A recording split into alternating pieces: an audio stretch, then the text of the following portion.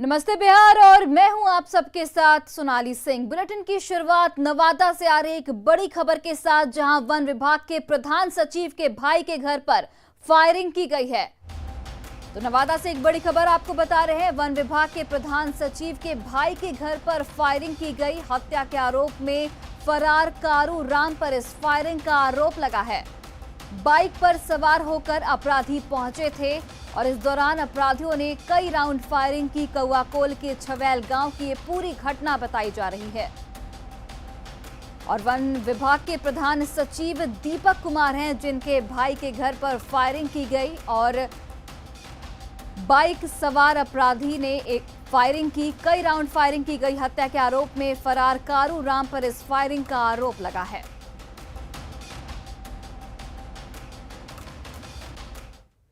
भभुआ में प्रेम प्रसंग मामले में एक युवक की हत्या का मामला सामने आया है। पुलिस के मुताबिक लड़की के परिजनों ने युवक की पीट कर हत्या कर शव को धान के खेत में दफना दिया। तो भभुआ से एक बड़ी खबर आपको बता रहे हैं, जहां पर लड़की के घर वालों ने युवक की पिटाई की है। प्रेम प्रसंग का ये पूरा मामला बताया जा रहा है। पुलिस ने धान के खेत से शव को फिलहाल बरामद कर लिया है। साथ ही इस मामले में लड़की के भाई और पिता को गिरफ्तार भी कर लिया गया है। मामला भभुआ थाना क्षेत्र के खनाव गांव का बताया जा रहा है और ये भी बताया जा रहा है कि लड़की की शादी हो चुकी थी, लेकिन जब वो मायके आई तब भी युवक का उससे मिलना जारी रहा, जिसकी खबर मिलने के बाद लड़की के परिजनों ने पीट कर उसकी हत्या कर दी। घर में आया था डॉक्टर, कब आकर घर में छेड़खानी कर रहा था। किसके साथ? मेरी बहन के साथ। अच्छा, इसके लिए हम लोग पकड़े तो भाज रहा है।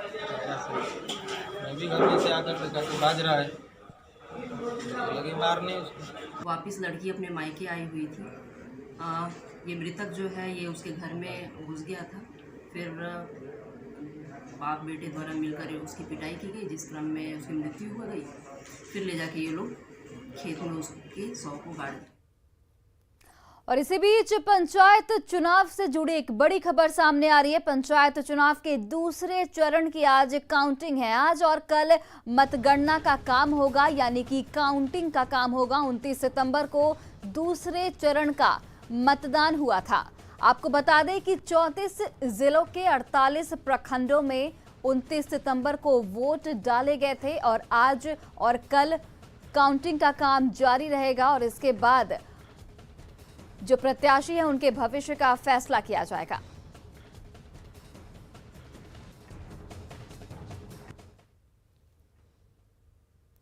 पंचायत चुनाव के बीच नालंदा से 1000 कारतूस बरामद किए गए हैं। साथ ही 3 तस्करों को भी गिरफ्तार किया गया है। एसटीएफ को राजगीर में हथियारों की डिलीवरी की खबर मिली थी, जिसके बाद छापेमारी की गई और तस्करों के पास से कारतूस के साथ पिस्टल, मैगजीन और 3,70,000 कैश बरामद किए गए हैं।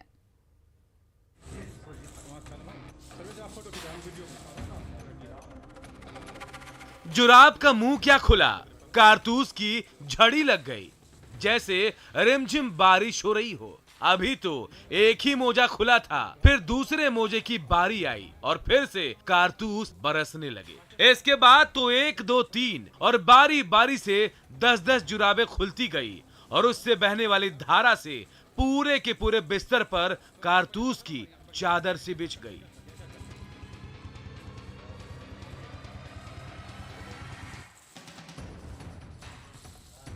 कारतूसों का ये जखीरा खूंखार अपराधियों तक पहुंचता तो पटना से लेकर नालंदा तक खून की नदी बह जाती। लेकिन बिहार एसटीएफ ने समय रहते कारतूसों से भरे मोजों के साथ कारतूस के सौदागर को धर दबोचा। औरंगाबाद के अवैध गन फैक्ट्री में तैयार खतरनाक कारतूसों का यह खजाना राजगीर के कुछ अपराधियों ने मंगाया था। उसकी डिलीवरी देने के लिए ये दोनों तस्कर राजगीर पहुंचे थे। होटल के कमरे में खरीदार का इंतजार कर रहे थे, लेकिन इससे पहले ही गुप्त सूचना के आधार पर बिहार एसटीएफ ने धावा बोल दिया और फिर जैसे जैसे जुराबें खोली वैसे वैसे पूरा बिस्तर ही कारतूसों से ढक गया। इन तस्करों के पास से 1000 कारतूस, मैगजीन और 2 पिस्टल जब्त की गई है। बिहार में पंचायत चुनाव के अभी 2 चरण ही गुजरे हैं। आने वाले दिनों में कई और जिलों और प्रखंडों में वोट डाले जाने हैं। ऐसे समय में हथियारों और कारतूसों की बढ़ती आमद रफ्त ने सुरक्षा एजेंसियों के कान खड़े कर दिए हैं। संजय कुमार, न्यूज़ 18 पटना। और देखिए, बिहार में आज से बालू खनन की शुरुआत होगी। 8 जिलों में खनन की शुरुआत की जाएगी। तो एक बड़ी खबर बिहार के मद्देनजर, जहां आज से बालू खनन की शुरुआत की जाएगी। 8 जिलों में इसकी शुरुआत होगी। किशनगंज, वैशाली, बांका, मधेपुरा में खनन होगा। वहीं बेतिया, बक्सर और अरवल में भी खनन की अनुमति दी जा चुकी है। लेकिन आपको बता दें कि पटना, भोजपुर, सारण, औरंगाबाद में खनन बंद रहेगा। रोहतास और गया में भी खनन बंद रहेगा। आपको बता दें कि हर साल एनजीटी 1 जुलाई से खनन पर रोक लगा देता है, जिसके बाद 1 अक्टूबर को रोक हटाकर खनन कार्य की शुरुआत होती है। तो बिहार के 8 जिलों में आज से खनन का कार्य शुरू होगा। हालांकि पटना सहित 5 जिलों में इस बार खनन कंपनी ब्रॉडसन ने खनन करने से इनकार कर दिया था, जिसके बाद 1 मई से ही खनन का कार्य पूरे तरह से बंद है।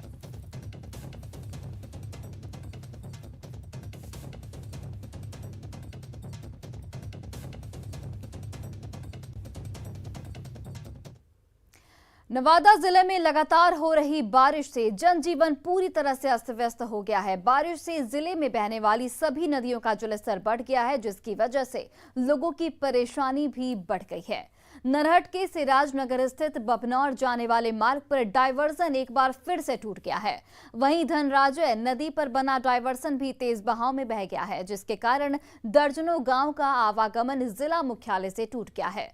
इसी साल कुछ महीने पहले ये डायवर्सन टूट गया था, जिसे जिला प्रशासन ने कड़ी मेहनत के बाद बनवाया था। लेकिन डायवर्सन के दोबारा टूटने से लोगों की परेशानियां एक बार फिर से बढ़ती नजर आ रही है।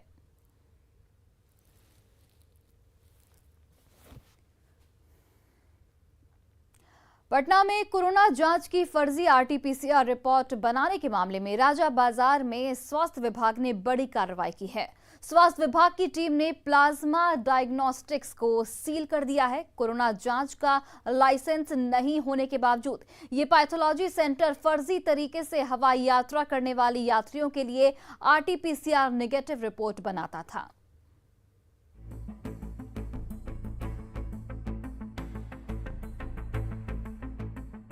पटना में कोरोना जांच की फर्जी आरटीपीसीआर रिपोर्ट देकर कोरोना फैलाने वाले प्लाज्मा डायग्नोस्टिक सेंटर पर आखिरकार सील वाला लॉक लग गया है। पटना एयरपोर्ट से महज 400 मीटर की दूरी पर इस पैथोलॉजी सेंटर में पूरा गोरख धंधा चल रहा था। राजा बाजार में जो प्लाज्मा लैब है उसको सील किया जा रहा है। जिला प्रशासन के साथ साथ जो स्वास्थ्य विभाग के अधिकारी हैं और शास्त्री नगर थाना के एसएचओ हैं, वो सील करने के लिए यहाँ पहुंचे हैं। पूरी प्रक्रिया की जा रही है। आप देखिए यहाँ पर इस वक्त कि जो लैब है, इस पर आरोप लगा था कि 2000 रुपये लेकर फर्जी कोरोना रिपोर्ट बनाया जाता है। देखिए यही वो लैब है और इसके अंदर आपको हम बताएं कि चश्मा की दुकान है। कहने के लिए ये जो कोरोना टेस्ट यहाँ पर होता है, लेकिन ये चश्मे की दुकान है। और देखिए इसके अंदर जो गोरख धंधा चल रहा था उसका कल ही खुलासा हुआ है। चौंकाने वाली बात यह है कि राजा बाजार स्थित इस प्लाज्मा जांच घर के पास कोरोना जांच का लाइसेंस भी नहीं था। बावजूद इसके ये पैथोलॉजी सेंटर लंबे समय से एयरपोर्ट अथॉरिटी को गुमराह कर रहा था।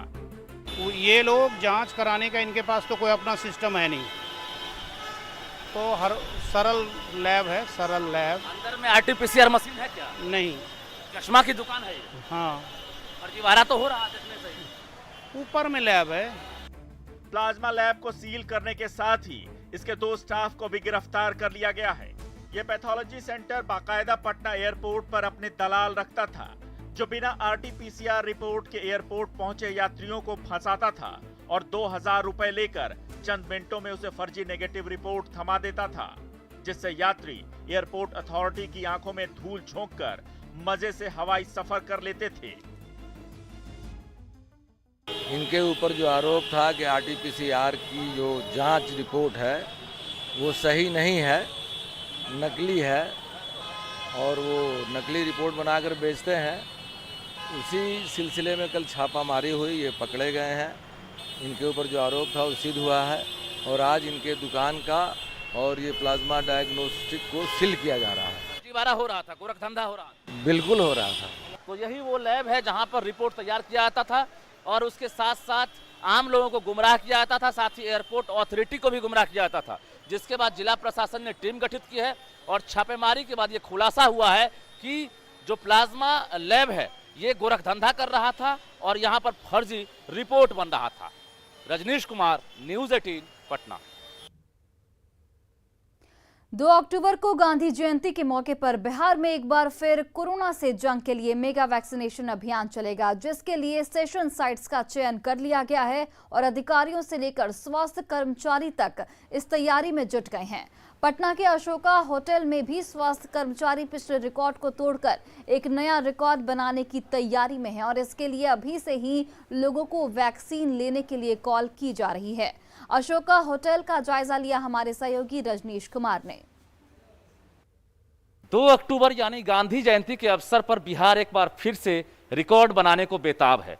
बिहार में एक बार फिर से मेगा वैक्सीनेशन अभियान चलाया जाएगा, जिसको लेकर तमाम तैयारियां पूरी कर ली गई है।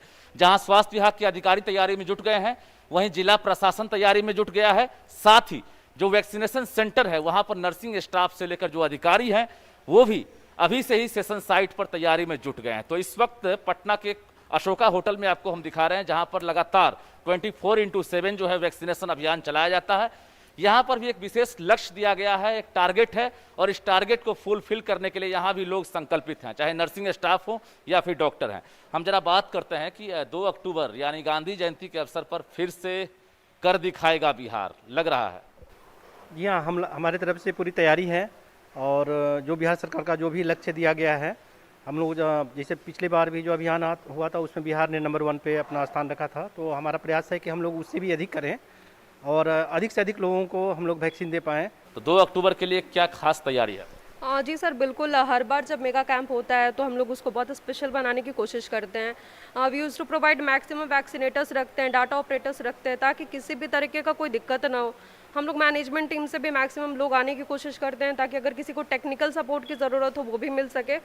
तो we are trying for the highest vaccination, जो टारगेट उसको फुलफिल कर सके। यही अपील रहेगा, सेकंड डोज जल्दी जल्दी ले सब लोग।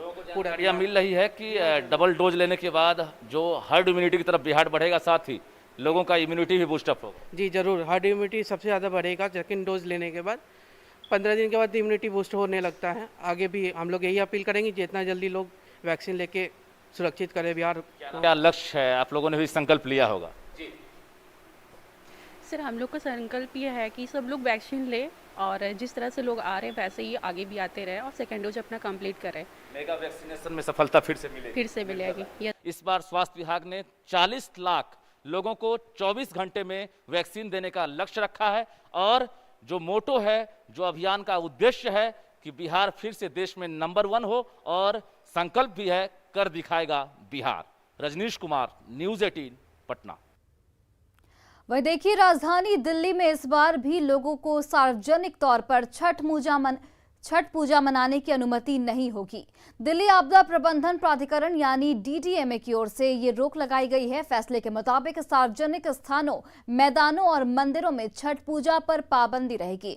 इस निर्देश के बाद संभावना है कि छठ पूजा के लिए लोग बिहार का रुख करेंगे, लिहाजा सावधानी जरूरी है।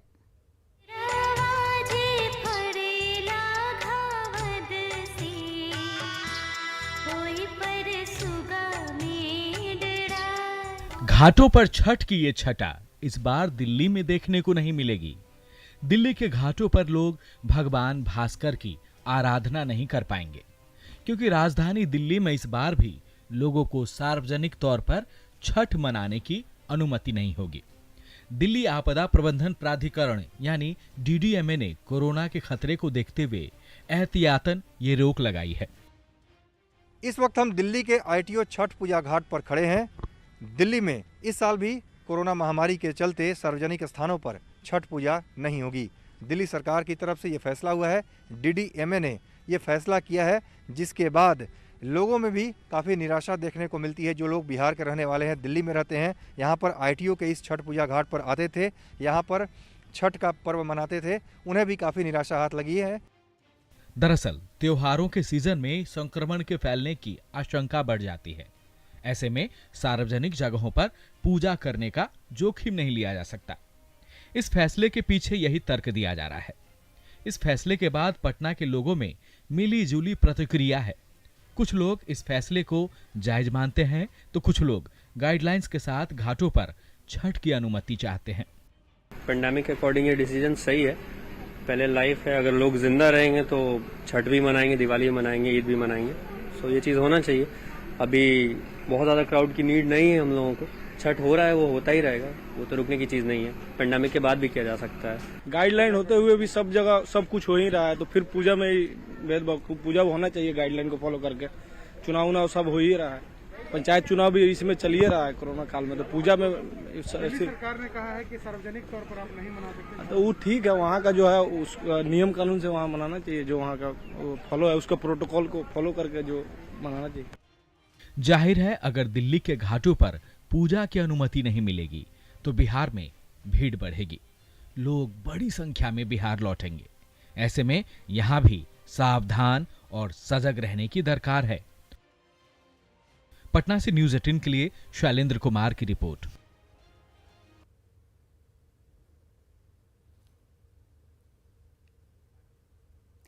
केंद्रीय मंत्री गिरिराज सिंह अपने संसदीय क्षेत्र बेगूसराय पहुंचे, जहां उन्होंने सिमरिया में माता गंगा की आरती की और मां गंगा से कटाव रोकने की प्रार्थना की।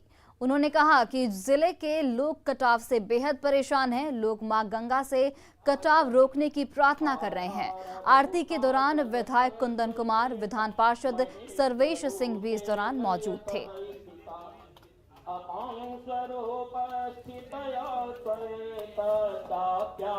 भारतीय जनता पार्टी से जुड़े हुए लोग, नमामि गंगे से जुड़े हुए लोग, सिद्धार्थमन जी महाराज के आशीर्वाद के साथ गंगा की आरती हुई और गंगा से प्रार्थना की गई कि हे माँ गंगे, आप हमारे ऊपर कृपा करें, सबको सद्बुद्धि दें, सबको शांति दें और हमारे जिले में कटाव ना हो। ये भी चक्रवात के असर के कारण नवादा जिले में इन दिनों जोरदार बारिश हो रही है, जिसके कारण जिले से गुजरने वाली नदियां एक बार फिर से उफान पर हैं। लगातार हो रही बारिश से नवादा जिले के पकरी बारवा प्रखंड के धमौल में बीती रात नाटी नदी में अचानक जल वृद्धि होने के कारण बाढ़ जैसे हालात एक बार फिर से उत्पन्न हो गए। देखिए तस्वीरें आपके सामने किस तरीके से नदियां उफान पर हैं।